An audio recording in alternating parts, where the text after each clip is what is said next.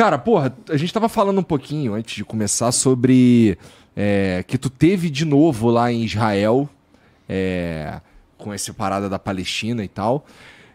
E, cara, uma das coisas que eu mais tenho dificuldade em saber o que tá de verdade acontecendo é essa guerra, é essa parada. Por quê? Rolou isso tudo. Eu lembro que eu fiquei bastante assustado com as primeiras notícias dos caras invadindo e matando um monte de gente, não sei o quê. Aí depois eu conversei com 2 judeus sionistas. Depois eu conversei com 2 descendentes. Acho que um é palestino mesmo e o outro é descendente palestino. Trocamos uma ideia aqui também. Depois eu conversei com um cara que é filho de um dos fundadores do Hamas. É mesmo? Veio pro Brasil, cara? Veio pro Brasil. Sim. Como é o nome dele, cara? Mossab. Sim. E a sensação que eu tenho é, cara, um fala o contrário do outro e eu não sei o que tá rolando de verdade, sabe? Não dá pra saber, eu não consigo imaginar, eu não consigo dizer assim, cara, putz, é isso que tá rolando. É muito difícil, porque a gente vai ler as notícias e as notícias, elas são... Você lê a mesma notícia em vários portais diferentes, elas dizem coisas diferentes, partindo do mesmo fato, acabam dizendo várias coisas diferentes e eu fico meio... E o que tá acontecendo? O que você viu lá, cara? Olha, quando a gente fala desse conflito, né, israelenses e palestinos, a gente pode ir para trás na história muito. Muito. Né? Então, talvez, a gente pode no papo voltar um pouquinho, mas voltar para o agora, o que a gente teve? O que fez com que o mundo soubesse do que estava acontecendo recentemente foi o ataque do Hamas no dia 7 de outubro. Quer dizer, foi realmente o absurdo, né, do ataque e mais de 1.000 mortos, enfim, e estupro, e barbaridades do que a gente sabe que o terrorismo é capaz. Né? E a partir dali, né, uma guerra que continua até hoje, estamos falando em 3 meses, aí, passando de 3 meses já.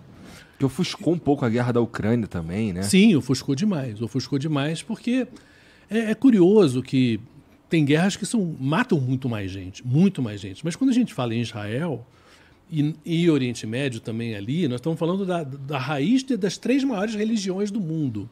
Então existe naquele lugar ali uma história que transcende pessoas, né?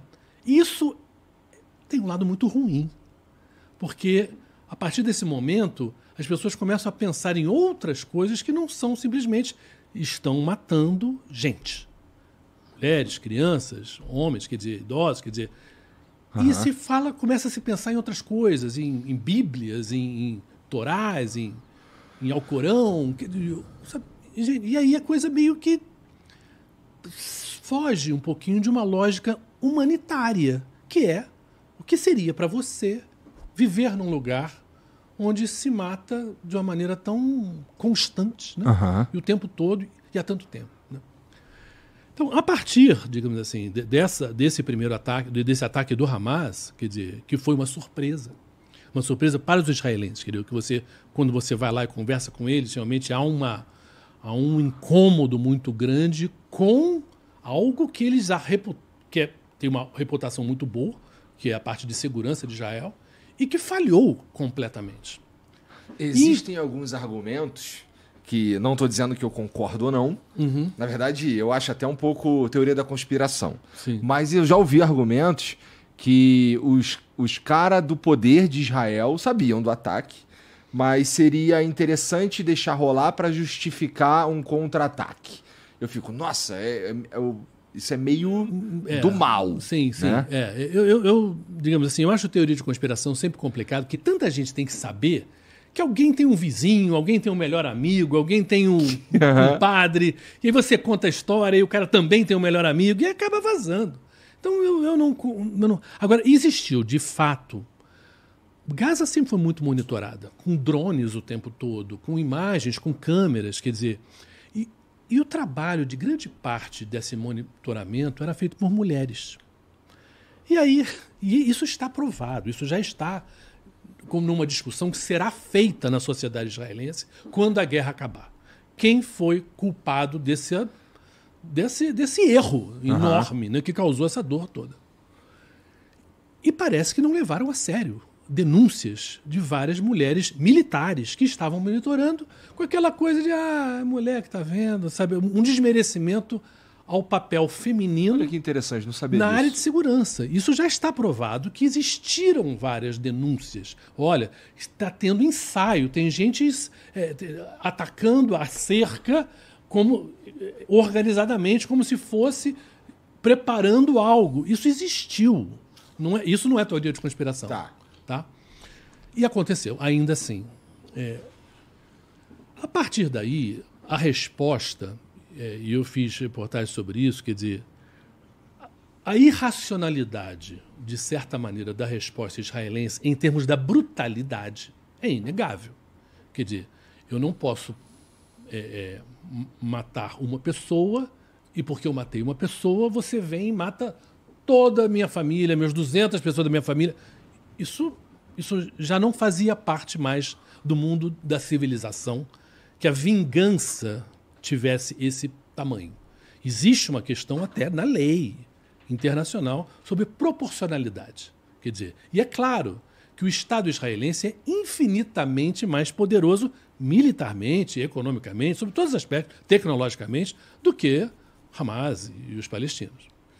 E é claro que você também não pode também colocar toda a população israelense e todos os judeus como se todo mundo apoia o que o governo de Israel faz. O que eu acho sempre um absurdo. Imagina se a gente tivesse que responder, como brasileiro e eleitor, somos democracia, por cada ato do nosso governo. Cara, nenhum governo a gente concorda com tudo. Isso não existe, não tem cabimento, né? Mas, no entanto, eu acho que há uma reação internacional de demonização, de culpa contra judeus de uma maneira geral e israelenses que estão lá dentro, quer dizer, que eu acho que tem um lado errado também. Porque a decisão desse nível de violência, de vingança, dessa brutalidade, é uma decisão do governo de Israel com o apoio de grande parte da população. Tu isso é sentiu verdade, isso, estando lá? Com certeza. Até porque eu estive lá muito perto de depois do ataque. E eu tive num kibbutz que é conhecido como kibbutz dos brasileiros, que é um kibbutz que deu muita sorte, entre aspas, porque ele ficava do lado de Gaza, mas ele ficava no final de uma estradinha e os kibbutz mais próximos foram atacados e eles não. Só que os kibbutz são relativamente pequenos, então as escolas são comuns. Os teus filhos vão na mesma escola. Então, estava todo mundo traumatizado porque as pessoas que morreram, que ficaram feridas, porque também tem os feridos, eram pessoas conhecidas de todos, entendeu? Então, o trauma era real, o ódio era real, e, é claro, estamos falando de uma história que não começou agora. Uhum. Né? Então, existe todo um terreno super fértil de ódio, de parte a parte, justificado muitas vezes, né? Eu diria que, na maioria das vezes, os dois lados têm uma certa razão, mas o fato é que não existia um ataque desse, com essa quantidade de mortos, num ataque só, desde a Segunda Guerra Mundial. E aí eu acho assim estranho que as pessoas começavam a atacar, chamar os israelenses de nazistas, ou chamar os palestinos de nazistas. E eu falei, gente, vocês têm noção do que foi o nazismo? Eles não sabem, não. Sabe? Porque se você fizer a conta, na época que eu estava lá, quer dizer, só de judeu foram mortos mais ou menos 6 milhões na Segunda Guerra Mundial. Se você dividir isso pelo número de mortes que tinha na época, era como se você tivesse um massacre daquele todo dia durante 13, 14 anos. Todo dia. Então não tem comparação, né, gente?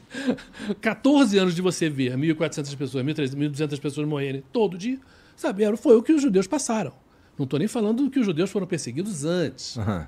Só que o que os palestinos são perseguidos pelo sistema que Israel prende, né, de certa maneira. Gaza é uma prisão. É uma prisão. Tudo que entra, tudo que sai, depende de Israel. Você não, e as pessoas igualmente. E essa é a diferença de outras guerras que eu cobri. Porque, ainda que não seja verdade que você pode fugir, porque se você é pobre, você não tem dinheiro para fugir, e as famílias em geral são grandes, e lá é tudo muito pobre. Uhum. Em Gaza não existe essa opção. Na Síria, por exemplo, que eu tive na guerra da Síria, na Síria, mal ou bem, 5,5 milhões de sírios fugiram da Síria, saíram da Síria. Ou muitos saíram do norte da Síria e foram para o sul da Síria. Você sai de Belo Horizonte e vai para Recife. Você sai de Manaus e vai para Porto Alegre. Isso era impossível. Era possível na Síria, mas é impossível em Gaza. Lá em Gaza tem uns papos do... Ouvi, né? Sim. O que é aquele lance? Sim, eu li e eu não sim, sei. sim. Sabe? Dos caras que tentavam fugir pro Egito e os caras não deixavam. Não deixavam. As pessoas...